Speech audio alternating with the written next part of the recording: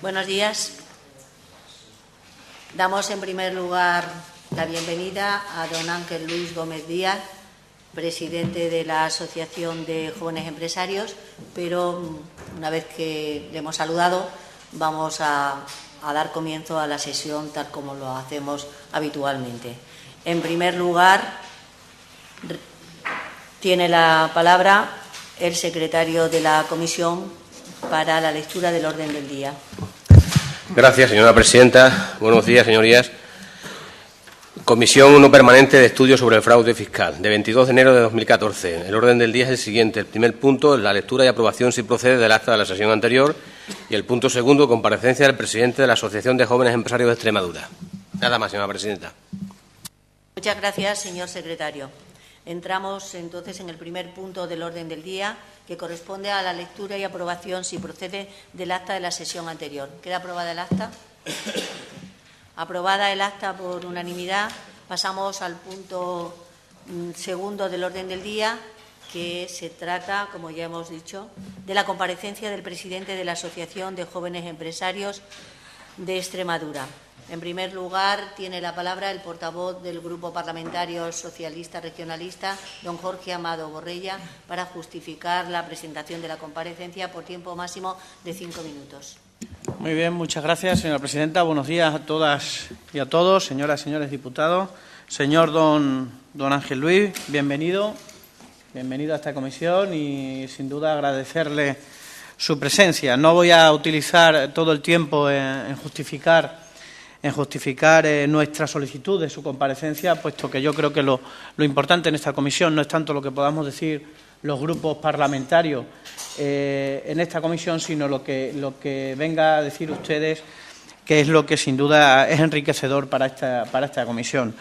El tema del fraude fiscal es un tema que nos preocupa a todos, independientemente de la ideología política que se tenga, de dónde milite cada uno, no solamente a los políticos, sino yo creo que a cualquier ciudadano da bien, cualquier ciudadano que paga sus impuestos, cualquier empresario, sin duda, está preocupado por el tema, ¿no? Se está hablando de una cantidad cercana, según datos, según estimaciones, en Extremadura, de entre unos 3.000 y 4.000 millones de euros de fraude fiscal. Viene siendo un 20-25% del PIB regional. Extrapolándolo también a nivel regional, a nivel nacional, pues estamos hablando de unas cantidades absolutamente desorbitadas. Estamos hablando que el presupuesto de la Junta de Extremadura suele rondar los 5.000 millones, aquí estaríamos hablando de unos 4.000, se aproxima bastante a lo que es el presupuesto de la comunidad autónoma, o sea, una auténtica barbaridad. Estamos aquí para eso, para intentar que esas cifras, si no desaparezcan del todo, cosa que va a ser harto improbable, que por lo menos disminuyan considerablemente, ¿no? Para eso me refiero, estamos aquí todas y todos, para escucharle a usted qué podría ser esa propuesta, qué problema ve usted como representante de jóvenes empresarios o qué circunstancias se encuentran el día a día con competencia desleal, empresas que no se dan de alta precisamente para hacer evasión fiscal y eso provoca, como digo, competencia desleal a empresas que sí pagan a Hacienda, etcétera, ¿no? Ese tipo de cuestiones que están en el día a día, el de la factura, le hago la factura con IVA sin IVA, ese tipo de costumbres también, ¿no?, que hay que ir eliminando, y precisamente por eso hemos solicitado su comparecencia, para escucharle y para que nos indique qué camino es el adecuado, por qué caminos podíamos tirar para evitar esto, que yo creo que es en beneficio de todos y todas. Nada más y muchas gracias, señora presidenta. Muchas gracias, señor diputado. A continuación, tiene la palabra por tiempo máximo de 15 minutos, don Ángel Luis Gómez Díaz, para que nos ofrezca su punto de vista sobre este tema que tanto interesa a todos los ciudadanos. Bien, buenos días. En primer lugar, como es de rigor y además con todo el sentido, agradecer la oportunidad de dirigirme y de participar en esta comisión. Creo que es una sana tendencia, una iniciativa muy elogiable, que se nos dé la oportunidad a los agentes sociales de exponer nuestra postura, y mucho más elogiable es si esa postura y esas medidas que nosotros podamos proponer o esa visión que podamos compartir al final se traduce medidas efectivas que tengan su impacto en la economía real, y más tratándose de una comisión como esta. Mi especial agradecimiento al grupo parlamentario que me ha invitado, en este caso al Partido Socialista, por la sensibilidad que ello implica para un colectivo como el que yo represento, que al final tiene sus peculiaridades, singularidades e identidad propia, y en ese sentido, bueno, pues creo que encarnamos un modo y una proyección de ser y de hacer empresa, de ver y sentirnos empresarios, que tiene que ver con el presente, pero sobre todo con el futuro. El tema que hoy nos trae aquí, que es objeto de esta comisión, lo primero que me suscita es la sugerencia de que hablar de fraude cuando se pretende abordar lo que creo que esta comisión trabaja concienzudamente, ¿no?, como es el tema de medidas fiscales, tributarias, en materia de seguridad social, ya genera un impacto per se y de inicio negativo, ¿no? Pensar en el fraude cuando hablamos o cuando pretendemos hablar de las medidas de contribución a las que todos estamos llamados como ciudadanos para soportar, sostener e impulsar el sistema, pues ya genera un efecto cuando menos poco edificante, ¿no? Dicho eso, y pareciéndome que el nombre de la comisión podría ser mucho más positivo, decir que indudablemente, como introducía don Jorge Amado, su señoría en este caso, respecto de cómo y qué trascendencia puede tener el fraude fiscal, pues estamos ante uno de las cuestiones angulares en cuanto a las preocupaciones de los ciudadanos y, por supuesto, de las empresas. Las cifras las conocen ustedes igual mejor que yo, pero hay datos que hablan de que el fraude fiscal, entendido como en su sentido más amplio, se puede situar en torno al 28% del PIB.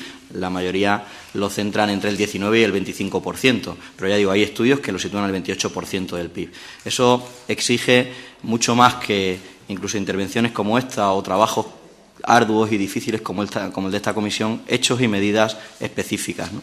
Y en ellas voy a intentar centrarme también porque mi vocación es aportar valor hoy aquí y porque sé que también ha habido otras comparecencias donde ya se ha alumbrado o se ha puesto de manifiesto alguna propuesta o alguna sugerencia. Está claro que cuando hablamos de esos volúmenes, lo primero que debería analizarse, y en ello estarán ustedes, son las causas de por qué eso se produce, ¿no? Y ahí me gustaría introducir varias reflexiones, ¿no? Porque lo primero que a uno se le suscita cuando se le plantea la cuestión del fraude fiscal es dónde están los culpables, ¿no? Cuando uno habla de esos volúmenes, no hay un solo culpable, hay muchos culpables, y quizá la palabra culpable no sea la más adecuada, sino que la opción es buscar quién puede aportar mayor valor en el camino de la solución, ¿no? Porque está claro que en mayor o en menor medida, con esos volúmenes, estamos en un contexto donde defraudar no es una excepción. Entonces, creo que el primer punto es detenernos en cuáles pueden ser esas causas, y yo apunto algunas, ¿no? Tenemos un sistema tributario y fiscal, un sistema de cargas impositivas y sociales extremadamente complejo. La simplificación tributaria, la simplificación de la normativa fiscal para hacerla accesible, comprensible e incluso, diría yo, inteligible al ciudadano medio, creo que debería ser una prioridad de las autoridades, ¿no?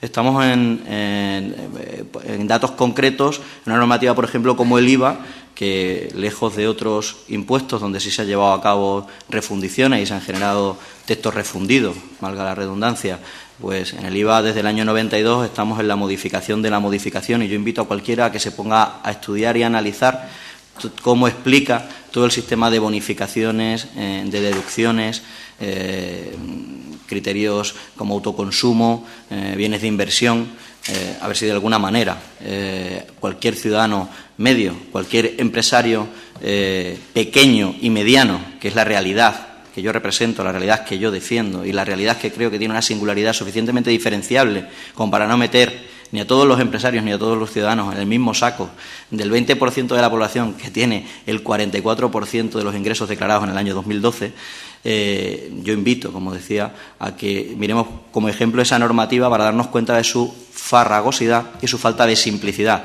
que además es extrapolable a cualquier otro tipo de impuesto. Por tanto, el primer foco de una causa, si no del fraude, sí de la dificultad y de la diferenciación en nuestro sistema tributario, tiene que ver con la falta de simplificación normativa, la complejidad del sistema. En segundo lugar, la presión fiscal. La presión fiscal en nuestro país, también según las estadísticas, está en que las empresas contribuyen a los ingresos públicos con más del 33%. La media europea está en el 25%. Mientras la presión fiscal general de la población, aun siendo alta, está en la media o por debajo de la media europea, la presión fiscal a la empresa está muy por encima de la media europea. Además, ahora se ha visto gravada con nuevas cargas, ¿no?, como las subidas de cotizaciones que se ha producido recientemente y que vienen a seguir atornillando las capacidades y posibilidades de las empresas. Evidentemente, defraudar o incumplir no tiene una justificación ni puede tener una defensa, pero desde luego sí hay que buscarle las explicaciones a que no sean hechos aislados. Y en eso también me empeño y lo recalco esta mañana aquí, ¿no? Es decir, que si estuviéramos hablando de un hecho aislado o de un comportamiento excepcional o coyuntural, podríamos tener otro enfoque en nuestro discurso. Pero cuando hablamos de algo endémico, que históricamente ha sido así y que además se ha visto agravado por nuestra reciente etapa todavía de recesión y de crisis que todavía estamos superando, pues yo creo que ahí encontramos algunas de las claves por las que debemos profundizar en qué pasa en nuestro sistema. Al final el sistema lo hacemos las personas, lo hacen los empresarios, lo hacen los ciudadanos y cuando hay un volumen tal de incumplimiento, lo que hay que cuestionarse, más que a los ciudadanos, más que a las empresas, quizás tenga que ver con algunas patas del sistema. Como decía, simplicidad o restar complejidad al sistema tributario. Y en este sentido también otro elemento de reflexión para mí es que de lo que estamos hablando es de ingresos públicos. La gestión de los ingresos públicos, la repercusión que esa gestión de los ingresos públicos tengan en el bienestar de la población y la honestidad en la gestión de esos ingresos públicos genera un compromiso cierto y mucho más motivado, mucho más entusiasta de la población si entiende, si comprende, si percibe que la gestión de los ingresos públicos es sana, es saludable en términos de honestidad y de aplicación de los poderes públicos. Eso no lo digo yo, pero la realidad es que ahora mismo estamos en mínimos históricos de confianza de los ciudadanos, ¿no? También está claro que las prioridades determinan en qué y en cómo y hacia dónde se gestionan las personas y las empresas. Es una realidad que una de las claves de nuestra economía es el consumo. En cambio, hay pocos reductos en la normativa fiscal donde se incentive ese consumo en forma de medidas tributarias. Una de las sugerencias o propuestas que yo traigo es que efectivamente vayamos a aplicar deducciones a aquellos consumidores, ciudadanos de a pie, todo el mundo, que acredite un determinado nivel y volumen de consumo, porque eso también hará aflorar un circuito económico que ahora no redunda para nada en beneficio de ningún ciudadano. Evidentemente estamos en un contexto autonómico y mucho de lo que estamos tratando aquí tiene un matiz indudablemente de administración central o de administración estatal, pero creo que las reflexiones, como bien hace esta comunidad autónoma, son para hacerlas desde abajo hacia arriba y para proponer y defender aquello en lo que creemos. Por tanto, las medidas de deducción bonificando el consumo acreditado puede ayudar a aflorar determinada actividad económica y a dar sentido al declarante que quiere cumplir a la hora de ejercer sus obligaciones. También me parece muy importante incentivar y desarrollar todo lo que tiene que ver con los medios de pago electrónicos. Yo creo que si ustedes se fijan, y les pasará a ustedes lo mismo que a mí, señorías, que cuando uno quiere utilizar un medio de pago electrónico no es ajeno, más bien todo lo contrario, a comisiones, recargos y determinado tipo de de elementos poco estimulantes a la hora de utilizar esos medios de pago electrónicos, cuando serían una forma de incentivar y de poner en blanco también la actividad económica. No tenemos una cultura de pago electrónico que sea ni estimulada ni animada, más bien en algunos casos por los agentes que al final ponen ese tipo de pagos, ese tipo de medios de pago en circulación, resulta hasta penalizada. Centrándome en cuestiones generales y aterrizándolas también o extrapolándolas a impuestos concretos, tengo que lanzar una reflexión, como decía al principio, que yo voy a defender aquí esta mañana el concepto del estímulo, del premio y del incentivo por encima de la política de la sanción, del elemento punitivo frente al incumplimiento. Yo creo que tenemos que cambiar nuestra cultura de afrontar la tributación y la fiscalidad, pasando a mecanismos de estímulo y mecanismos de incentivo, donde se incentive y se premie al que declara, al que paga. El efecto ejemplarizante de sancionar al que incumple no está nada más que generando un circuito de grandes entramados de ver quién incumple mejor o quién cumple menos mal. Yo creo que premiar a los cumplidores, incentivar ese cumplimiento, va a generar el efecto completamente contrario. Y estamos en el momento de buscar resultados distintos y para eso hay que hacer cosas distintas. Eso se traduce en que quizás para generar empleo podamos acudir a que quien genere ese empleo, quien sostenga plantilla, quien sea capaz de generar empleo no solo en cantidad sino en calidad, tenga también algún tipo de repercusión tributaria en su masa impositiva. También traigo aquí como sugerencia o como reflexión, aludiendo a la estadística que comentaba antes de quién maneja el mayor volumen de ingresos, que no es descabellado hablar de que hay que empezar de arriba a abajo cuando se trata de la labor de inspección o de la labor de revisión del cumplimiento. Es decir, si el 44% de los ingresos declarados en el 2012 están en manos de un 20% de grandes empresas y de grandes fortunas, será ahí donde haya que empezar a poner el foco, más allá de meter en un mismo saco a todos los ciudadanos y a todas las empresas.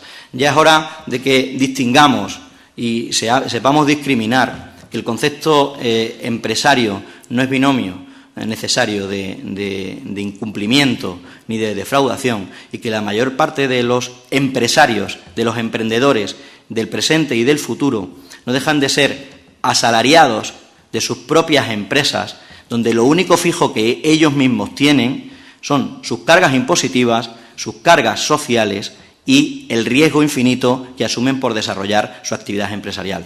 Cuando asumamos que la realidad empresarial es que el 80% de los empresarios también tienen esa realidad, empezaremos a abrir la perspectiva de dónde hay que poner el foco.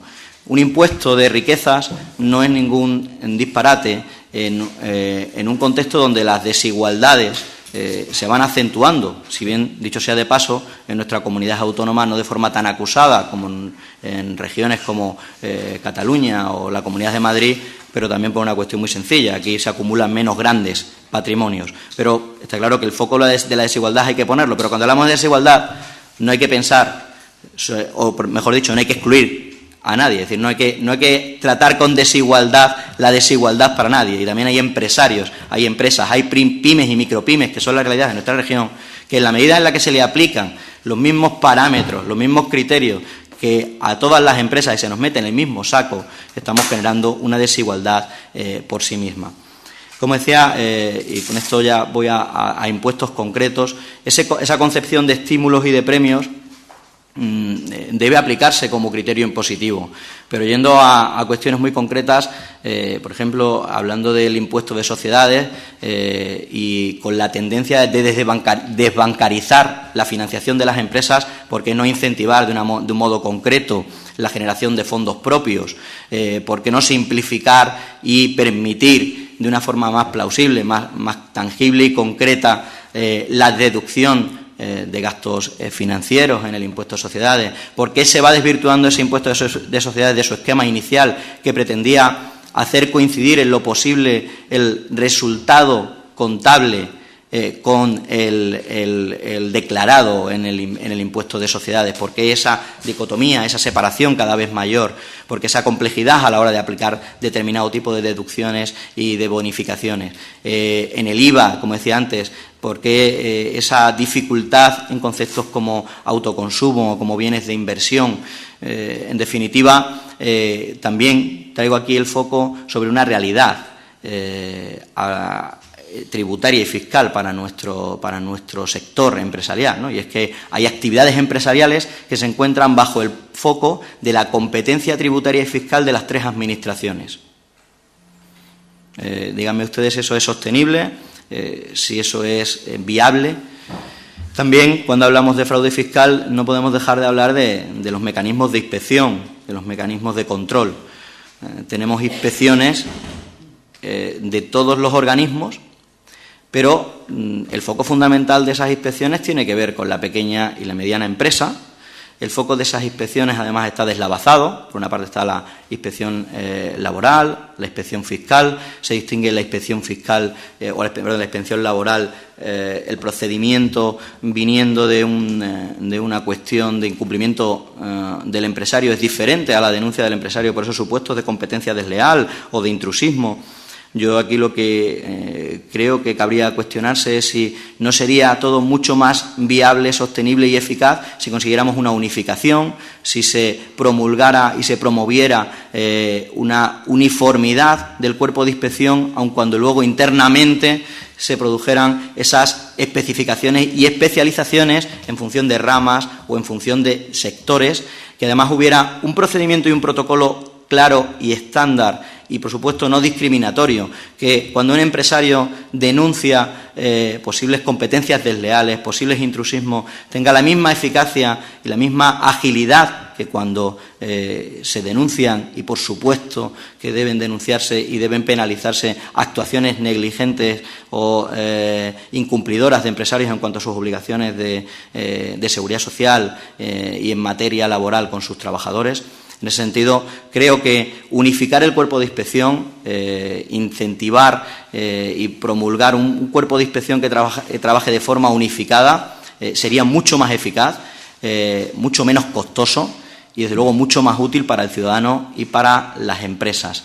Y no quiero dejar pasar la oportunidad de señalar y de recalcar algunos de los aspectos que ya he mencionado, y con esto pues termino, sin perjuicio de abundar al final de mi intervención o al final de la comparecencia en lo que sea necesario, porque claro, no son cuestiones ni para 15 ni para 5 minutos, sino para mucho más, ¿no?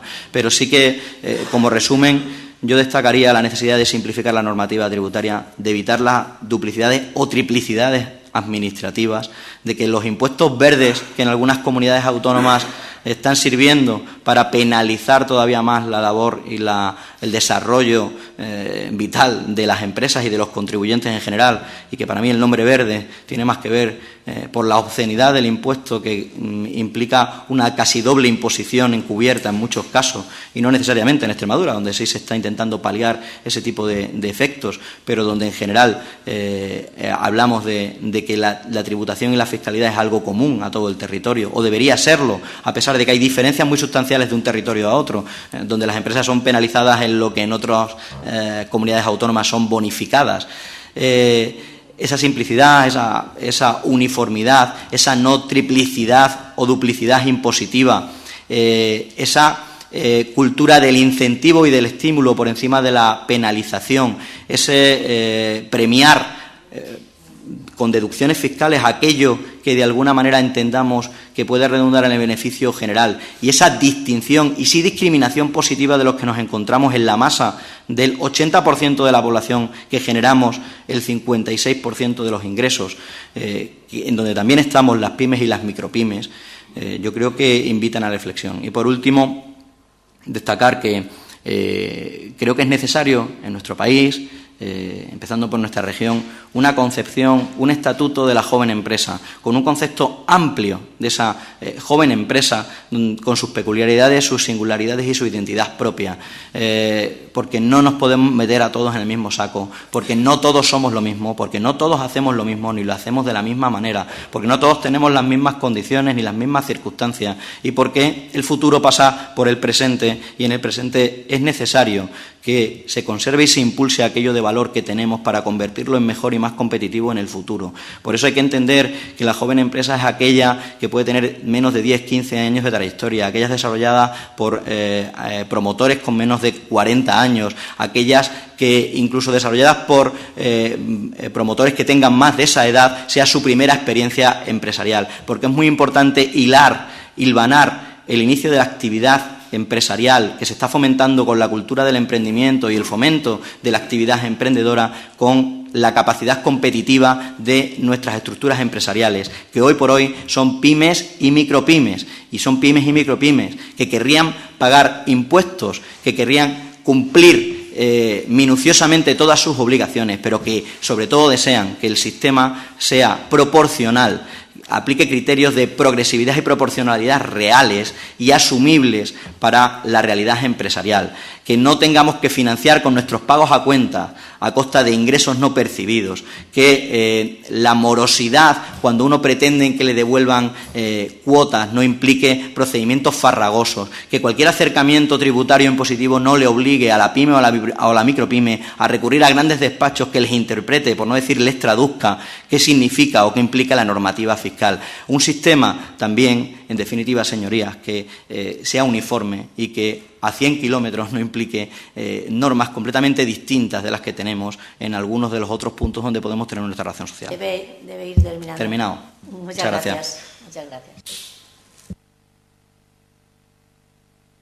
A continuación, tienen la palabra los grupos parlamentarios de menor a mayor por tiempo máximo de 10 minutos. Tiene la palabra la portavoz del Grupo Mixto, doña Fernanda Ávila. Gracias, señora presidenta. Muy agradecida por su intervención. Pedirle disculpas porque hay parte de su intervención al principio que no he podido escucharle. Pero empiezo por una de las últimas cosas que usted decía. Decía que, por supuesto, todos no son iguales. De acuerdo, estoy totalmente de acuerdo. Yo creo que aquí ni los políticos, ya que también se nos mete muchas veces en el mismo saco, no todos somos iguales. Sí que es cierto que aquí lo que tenemos que intentar, para intentar solucionar este grave problema, es cumplir con la legalidad. Y usted hablaba de que hay, pues duplicidad y triplicidad en muchas cuestiones administrativas. Y una de las cosas que usted solicitaba, pues era, pues que no hubiese tanta dificultad y que de alguna manera que se simplificase esa normativa para que fuese mucho más accesible para los empresarios. Totalmente de acuerdo. Yo creo que todo lo que se le pueda hacer más accesible a los ciudadanos y a los empresarios, mucho mejor. Nos encontramos no solo con este tema, sino con otros temas, a muchos ciudadanos que te manifiestan que no hacen más de una cosa porque la Administración parece que le está poniendo una pared, que no pueden acceder a ella, que no lo entienden, que le ponen muchas trabas para llegar y les es imposible. Por lo tanto, totalmente de acuerdo con usted en ese tema, que hay dificultad y hay falta de simplicidad en la normativa. Hacía usted también una valoración en el tema de cómo cambiar la perspectiva de como lo vemos ahora mismo. Hablaba usted de estímulo, de premio y de incentivo en contra de la penalización. Eso es un tema, yo creo, que tendríamos que valorar. Usted cuando lo decía, la verdad es que sonaba bien, pero creo que es un tema a valorar y que ustedes como empresarios, además ustedes están, si no creo que no meto la pata, creo que ustedes están dentro de la Confederación Española de Jóvenes Empresarios. Yo creo que es un tema, no sé si ahí lo habrán tratado en la Confederación, pero creo que es un tema que ustedes tendrían que estudiar y valorar y presentar a todas esas administraciones que tengan algo que ver, porque es lo que le digo, usted lo comenta aquí y sí que suena ver que estimulando, premiando, incentivando, al final al que paga, pues bueno, puede ser que sea más accesible o más atractivo para que todos tributen pues de la forma correcta, pero es algo que habría que valorar, como le digo. Hablaba de que el 80% de la población son los que generan el 56% de los ingresos. Imagino que hablaba usted de las pymes y de las micropymes son los que generan ese 56%. Me he perdido ahí, luego me gustaría que me lo explicase, porque ese dato sí que me interesa para hacer luego las valoraciones y las conclusiones de esta comisión. También decía que el fraude es el 28% del PIR, por los datos que hay hasta el momento. Y eso exige mucho más de lo que hacemos en esta comisión. Y estoy de acuerdo, en esta comisión estamos para intentar aclarar, buscar las causas y buscar propuestas para intentar solucionarlo. Esto es algo más de lo que se puede hacer por el fraude de esta comisión, pero ustedes tienen mucho que decir, por eso están hoy aquí. Sí que es cierto que con esta comisión pues probablemente no lo solucionemos, pero que sí estamos dispuestos a escuchar, que es lo que hacemos para luego poder aportar en unas conclusiones e intentar que dentro de nuestras posibilidades, dentro de esta Cámara, pues podamos mejorar esta situación. Hay muchas cosas de las que usted ha dicho que me ha hecho reflexionar y que creo que sería importante, le vuelvo a comentar, y no sé si lo tienen, porque no le he escuchado al principio de la intervención, a lo mejor me he podido perder algo, pero no sé si ustedes tienen algún estudio sobre todas estas causas de las que usted especificaba al principio, la falta de simplicidad, el tema de la presión fiscal, todas esas causas que usted manifestaba, no sé si tienen algún estudio para que nos lo puedan facilitar y también si tienen algún estudio sobre las propuestas para poder mejorar todos estos inconvenientes. En la calle sí que los ciudadanos siempre, pues tienen la teoría de que al final siempre pagan las pequeñas y las medianas empresas los impuestos, que las grandes, pues dentro de lo que cabe, parece que la ley les arropa y los tiene como más acogidos y no pagan. Eso es lo que hay en la ciudadanía. Yo no sé si seré ilusa, pero pienso que al final todos cumplen con la legalidad, pero sí que me gustaría que usted, me hablase o me diese, ha hablado del impuesto de riquezas, que estoy totalmente de acuerdo, me gustaría que me especificase un poquito más cómo desde la Asociación de Jóvenes Empresarios, ¿qué incorporarían ustedes para ese impuesto de riqueza? ¿Cómo lo desglosarían ese impuesto de riquezas? ¿Cómo lo harían? Porque sí que es cierto que estoy totalmente de acuerdo que tienen que ser las grandes empresas, aquellas que generan mayor volumen, son las que tienen que pagar más. Además, en esta sala de comisiones y en el Pleno muchas veces lo hemos manifestado, tienen que pagar los que más tienen, pero me gustaría que me desgranase, que me desglosase qué incorporaría usted a ese impuesto de riquezas o cómo hacerlo, porque a lo mejor usted puede aportarnos más cosas que desde las que aquí podemos aportar. Además, creo que ese impuesto de riquezas, usted decía que no es ningún disparate y estoy con usted, además en el momento de desigualdad que vivimos, en un país que hace pocos días en prensa hemos podido ver cómo somos el segundo país que ha crecido en la desigualdad después de Letonia. Entonces, creo que este impuesto de riquezas sería importante incluirlo. No tengo nada más que decirles. Lo que le digo me hace reflexionar sobre muchos temas que de cara a las conclusiones y lo que usted nos pueda aclarar en la segunda intervención, pues creo que es digno de incorporar a las conclusiones que desde aquí, que desde esta comisión podremos aportar. Nada más y muchas gracias, señora presidenta. Muchas gracias, señora Ávila. A continuación, tiene la palabra por el Grupo Parlamentario Izquierda Unida Verde Sies su portavoz, don Víctor Casco.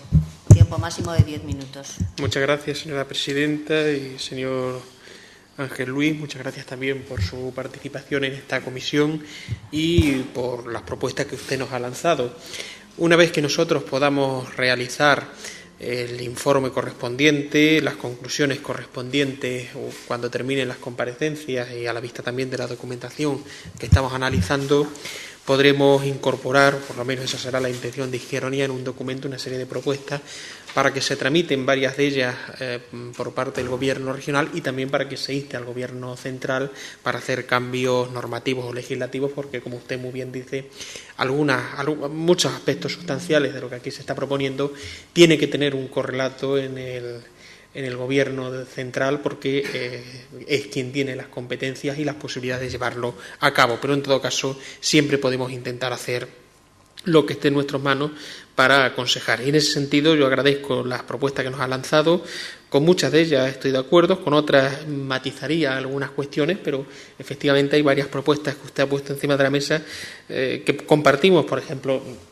sin ningún género de duda, el impuesto de riqueza, y comparto que efectivamente a la hora de hablar de empresarios tendemos a no discriminar entre, como usted decía, aquellos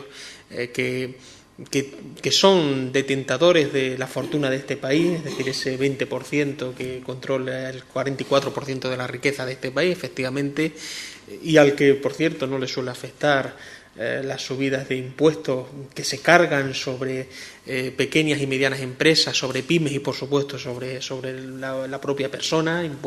Un impuesto indirecto a quien más va a perjudicar es al que lo tiene que pagar y al pequeño y mediano empresario que por la vía indirecta de la pérdida de consumo le va a afectar. Es decir, sin embargo, a las grandes fortunas de este país poco le va a afectar que pueda subir el IVA cultural o que pueda subir el IVA de los productos de primera necesidad o de los productos a seca. En ese sentido nosotros coincidimos. Y también, y con eso voy a terminar, creo que efectivamente deberíamos hacer una reflexión acerca de la relación que puede tener la desconfianza que tienen los ciudadanos hacia la gestión de los recursos públicos y la situación de fraude, en este caso, que puedan llevar a cabo, el pequeño fraude que pueda llevar a cabo consumidores o personas. Efectivamente, es un mal muy consolidado en nuestra sociedad. Se podría ejemplificar con lo siguiente: uno tiende a proteger y cuidar su casa, pero una vez que sale de la puerta de su casa considera que todo lo demás no es asunto suyo. El parque, las calles, eso ya no le interesa tanto. Esa cultura de entender la importancia que tiene los espacios comunes para todos no existe en este país, por desgracia, y también pasa con la gestión de los recursos públicos. Las personas no consideran la importancia que tienen los impuestos para mantener determinados servicios, para mantener determinado bienestar. Para ellos, cada impuesto es un robo que les hacen. No le ven, por lo tanto, una relación directa entre hospitales, escuelas, medios, recursos y los impuestos que están pagando. Efectivamente, falta potenciar esa cultura y también tiene mucho que ver, coincido con usted, en la desconfianza creciente que tienen los ciudadanos acerca de cómo se están gestionando sus impuestos, cómo se están gestionando los recursos públicos, los distintos despilfarros que se han podido hacer por parte de las administraciones regionales y que no han creado riqueza real, es decir, no han creado puestos de trabajo o no han permitido redistribuir la riqueza. Por lo tanto, son reflexiones en las que coincidimos y en muchas otras nosotros las incorporaremos al informe, a las conclusiones a las que queremos llegar una vez que termine esta comisión. Nada más y muchas gracias. Muchas gracias, señor Casco. A continuación tiene la palabra, por tiempo máximo de 10 minutos, don Jorge Amado Borrella, portavoz del Grupo Parlamentario Socialista Regionalista. Muchas gracias, señora presidenta. Muchísimas gracias, don Ángel Luis, por su comparecencia, por sus aportaciones. Sin duda, todas muy productivas y además bien analizado, ¿no? Usted ha empezado un poco como cuando siempre analizamos un problema. Primero las causas, intentar buscar un tipo de soluciones y usted lo ha hecho. Con respecto al sistema fiscal, yo ya lo he dicho en varias ocasiones en mi grupo, lo caótico que resulta esto de hacer exenciones, bonificaciones, exenciones sobre exenciones que ya existían y en función de si se acercan elecciones o no, que es lo que pasa, lo que tristemente pasa. Y no estoy echando la culpa ni a un partido ni a otro, pero esto ocurre. Y esto llega a ser un sistema, como está actualmente, un sistema fiscal absolutamente caótico y que nadie entiende. Por tanto, yo estoy absolutamente de acuerdo en que hay que simplificar y que los ciudadanos tienen que entender muy bien qué pagan y por lo que pagan. Y tienen que saber muy bien si hay algún tipo de incentivo por lo que pagan o no, o si hay algún tipo de bonificación o no. Y no tener que ir hasta un abogado, un especialista en sistema fiscal, en política fiscal, para saber si una familia tiene derecho en el impuesto de sucesiones o donaciones a una bonificación, pero sí porque cumple y pasa la tasa. O sea, un auténtico caos. Y yo estoy absolutamente de acuerdo. También estoy de acuerdo en que hay que homogeneizar un poco el sistema fiscal. No estoy de acuerdo tampoco en que se haga un sistema fiscal centralista, porque yo creo que cada territorio es peculiar en ciertas cosas y tiene que tener su capacidad recaudatoria. Estamos en un sistema autonómico y insisto, pero sí hay que establecer una serie de homogeneización fiscal precisamente para que no ocurra lo que viene ocurriendo siempre, es decir, deslocalización fiscal de las empresas, incluso de las familias, y lo que es peor, competencia fiscal entre territorios, que es algo que últimamente también se ha visto mucho en el panorama político nacional, ¿no? Sobre todo tenemos el caso del impuesto de sucesiones y donaciones, a ver quién lo baja más o a ver quién lo quita. Parecemos que entramos en una guerra de competencia entre comunidades para ver quién es el que baja más impuestos, ¿no? Creo que también un absoluto horror. Me parece interesante la propuesta que hace de la escuela psicológica conductista, ¿no? Que viene a ser esto de los perros de Pavlov, ¿no? Hay que cambiar la conducta intentando reforzar mediante estímulos positivos y no tanto mediante el castigo. A mí me parece interesante, habría que verlo despacio, pero sin duda es interesante que aquellas empresas que cumplan no solamente con sus obligaciones fiscales, sino que creen, o por lo menos en estas circunstancias, mantengan empleo, un empleo en condiciones y tal, pues se vean de alguna manera recompensadas, ¿no? Es decir, castigamos el incumplimiento, pero nunca se beneficia o se premia el cumplimiento, ¿no? Me parece interesante. Con respecto a lo de las grandes fortunas, pues ¿qué le voy a decir yo? Me has de acuerdo, no puede estar este partido, cuando ya lo hemos propuesto. Lo hicimos en campaña electoral, se registró una iniciativa, una PNL en el Congreso de los Diputados, y aquí también, en la Comisión de Hacienda, se trajo una propuesta de pronunciamiento para instar al Gobierno de España a que se creara ese tipo de impuesto. Un impuesto que se venía a recaudar aproximadamente, tendría un impacto económico de unos 10.000 millones de euros a nivel nacional. Por tanto, evidentemente, ahí no podemos estar más de acuerdo porque, insisto, mi partido, ya lo ha planteado no solamente a nivel nacional, sino aquí, y aquí también recuerdo que fue aprobada. Por tanto, más de acuerdo no podemos estar nuestro partido en ese tema. Tampoco mucho más. Sin duda vamos a recoger todas las propuestas. A nosotros todo lo que ha dicho nos parece verdaderamente interesante. Recogeremos todas las propuestas que ha hecho, incluso intentaremos desarrollar alguna más. A mí el tema de los incentivos me parece bastante interesante. No obstante, como bien ha dicho la compañera Fernanda Ávila, habrá que profundizar más, habría que ver qué tipo de estímulos y a qué tipo de empresa se le da, y sin duda estamos de acuerdo en todos y, insisto, recogeremos muchas de sus propuestas para luego llevarlas a cabo y trasladarla al informe final de esta comisión, que esperemos que sea fructífera, que yo estoy seguro que sí, que vamos a avanzar algo en esta lucha en el que todas y todos estamos implicados, porque a todas y todos nos interesa. Nada más y muchas gracias. Muchas gracias, señor Amado. Y a continuación, por el Grupo Parlamentario Partido Popular Extremadura Unida, tiene la palabra doña Beatriz Villalba por tiempo máximo de 10 minutos. Muchas gracias, señora presidenta. Gracias, don Ángel Luis, por su presencia, por su tono algo reivindicativo, pero entiendo que lo lleva en la sangre y le duele. Y por las aportaciones que ha hecho, curiosas aportaciones que ha hecho. Desde este partido, desde este grupo parlamentario, entendemos que es fundamental la concienciación del ciudadano para que vea que esos impuestos que paga o esos impuestos que deja de pagar porque defrauda, bien sea en el sistema fiscal o laboral, le repercuten y le benefician a la larga. Es cierto que debido a una mala gestión que se ha producido a tiempo atrás, se ha perdido la confianza del ciudadano. Es cierto. Y por eso el partido al que yo represento, el Gobierno al que sustento a nivel regional o el Gobierno de Mariano Rajoy, tiene que trabajar más duro que antes porque por una mala gestión anterior se ha perdido.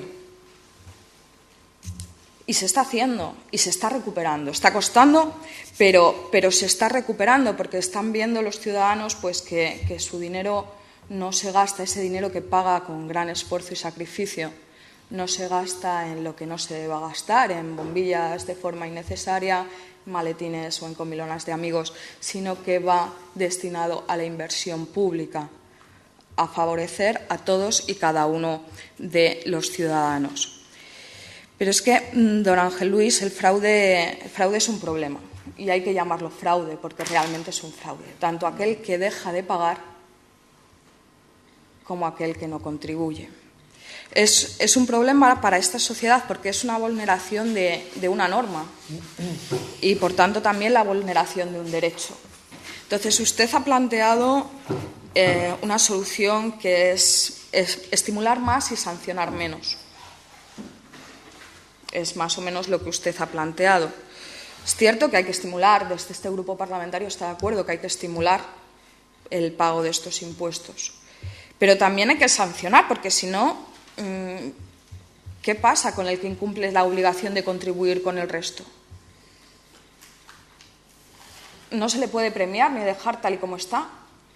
Hay que sancionarle, o por lo menos eso entendemos desde este grupo parlamentario, porque hay que ser responsables con la sociedad, hay que ser responsables con el gasto público, hay que ser responsables con las inversiones públicas, hay que ser responsables con nuestros hijos y el pago de esas escuelas públicas, el pago de la universidad, el pago de nuestro sistema sanitario. Y por eso, desde este grupo, entendemos que la concienciación es fundamental, tanto a nivel familiar como a nivel empresarial. Es familiar, o sea, es fundamental esa concienciación, porque es necesario que todos contribuyamos para que este estado de bienestar y de derecho que hemos construido entre todos pues pueda seguir adelante. Usted ha hecho referencia al impuesto de riqueza, mis compañeros también, pero usted lo ha asimilado al impuesto de patrimonio, si no he entendido mal. Entonces, me gustaría saber, dentro de este impuesto de patrimonio, ¿qué considera usted rico y qué considera usted pobre? Porque es un dato relevante. ¿A partir de cuánto patrimonio tendremos que gravar y cómo y con quién? Usted también ha criticado las comisiones bancarias.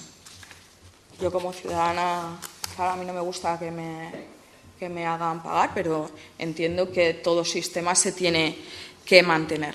Y usted también ha unificado el cuerpo ha intentado o ha propuesto unificar el cuerpo de inspección. Y aquí a mí me surge una duda. El cuerpo de inspección son inspectores, algunos pues son fiscales y otros son laborales. Algunos tienen una especialidad en su licenciatura o diplomatura y otros tienen otra. Entonces, también unificamos los servicios, por ejemplo, de los médicos de cardiología y digestivos, porque son médicos, al fin y al cabo, como estos son inspectores. Entonces, ahí me gustaría que me lo aclarase.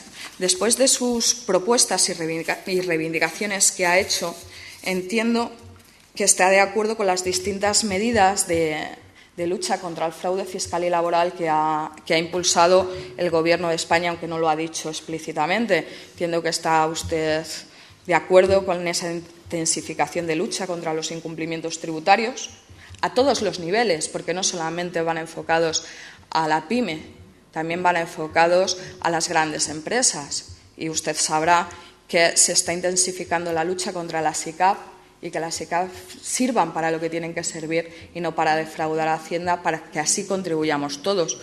Entiendo que también está de acuerdo con la mejora en el control de la fase recaudatoria y esa colaboración entre administraciones públicas, que aunque usted ha señalado que ahora mismo pues hay mucho papeleo, mucha burocratización entre las distintas administraciones, a medida que se vayan implantando los distintos sistemas informáticos que coordinen, pues esa será menor.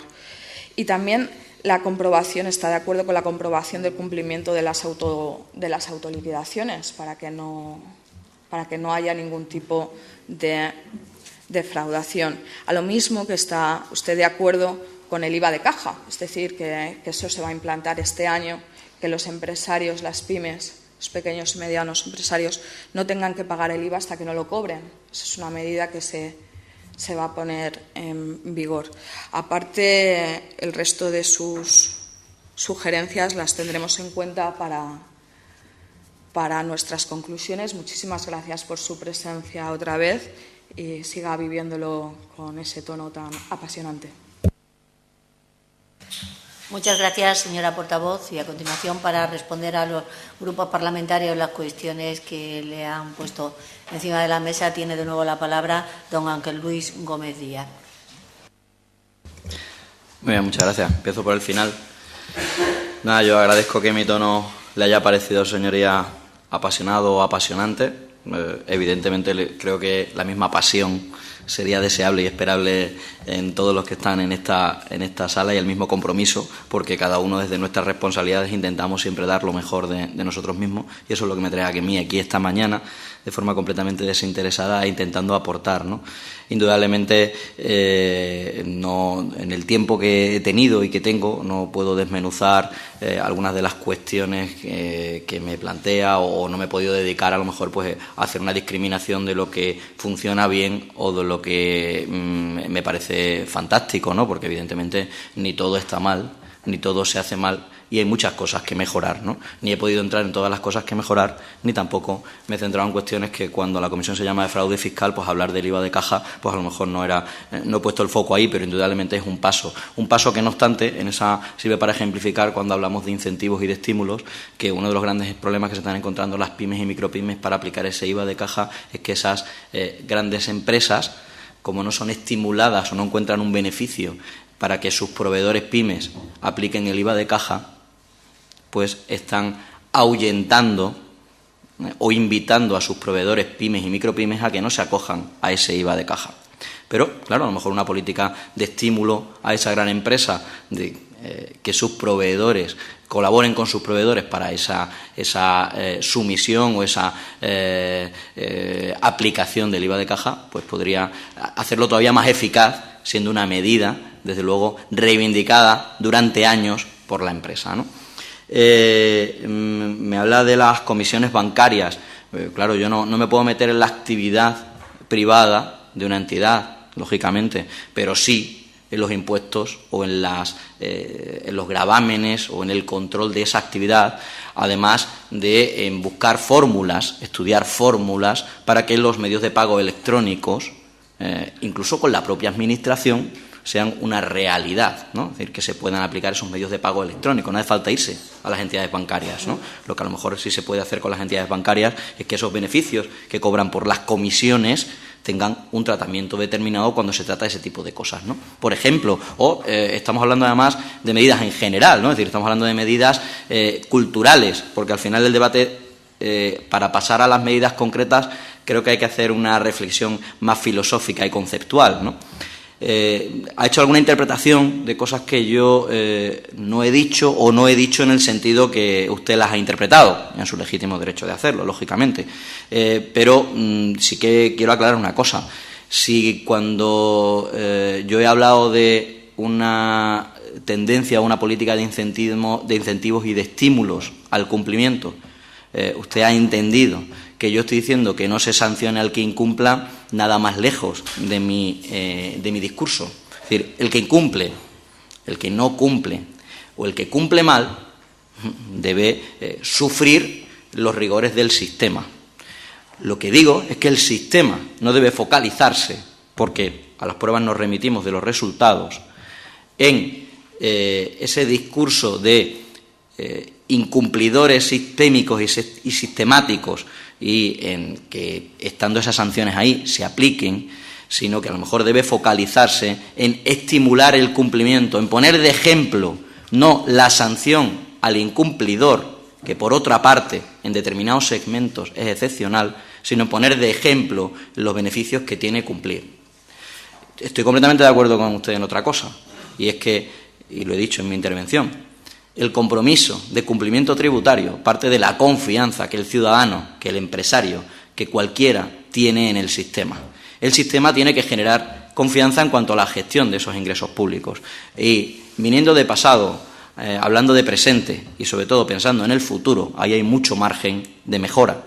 El ciudadano lo que quiere saber es a qué, cómo y de qué manera se utilizan sus impuestos. Y lo que también es un dato, no mío, sino que está ahí, es que las comunidades autónomas han aumentado en su gasto de personal un 20%. Por ejemplo, a lo mejor eso es lo que en el ciudadano, cuando habla de en qué y para qué se gasta, pues prefiere o invita a una reflexión. Está claro que es necesaria esa armonización. Cuando hablamos, me ha hecho también un símil que yo utilizo para otras muchas cosas, pero nunca se me hubiese ocurrido utilizarla para el cuerpo de inspección, ¿no? Indudablemente no es lo mismo un cirujano cardiovascular que un endocrino, ¿vale? Indudablemente no. Pero cuando hablamos del cuerpo de inspección y hablamos de la inspección a empresa, la actividad empresarial sí es una, con determinados matices y variantes, ¿no?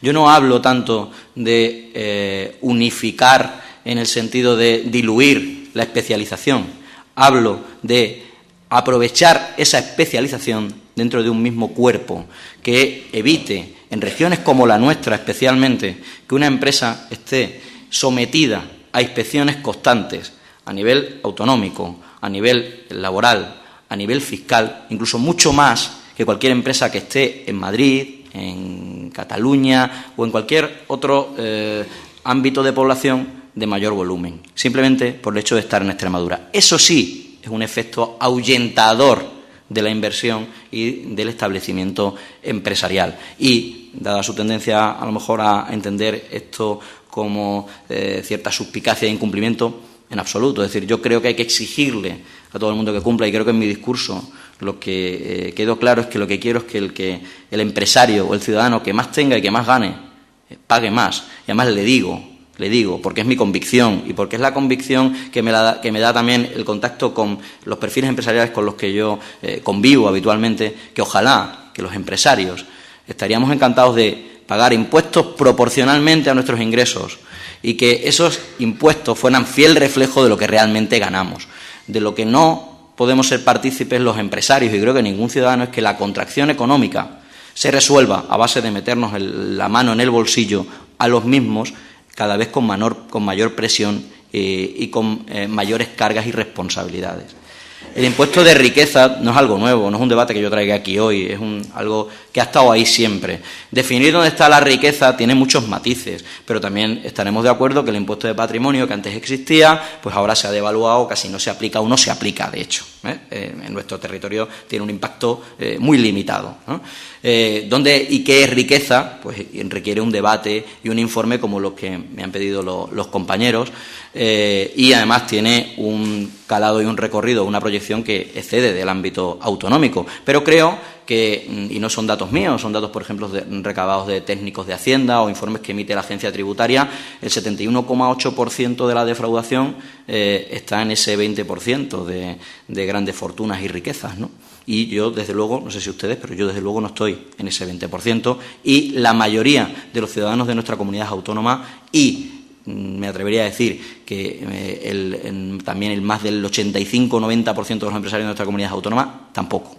Entonces, bueno, hablando también de esas duplicidades, le doy otro dato. Hay más de 100 impuestos autonómicos, aparte de los impuestos estatales. Indudablemente eso no favorece ni la actividad empresarial ni el cumplimiento, no siendo ni buscando la justificación a un incumplimiento, sino al contrario, intentando estimular e incentivar el cumplimiento, pero también facilitándolo. Es decir, para cumplir, lo primero que tenemos que asumir es que debe ser posible cumplir, porque lo imposible de cumplir trae per se ya un incumplimiento. Segundo, para que sea fácil de cumplir, debe ser entendible, comprensible y menos complejo de lo que es, en términos burocráticos, en términos administrativos, en términos legales, en términos normativos.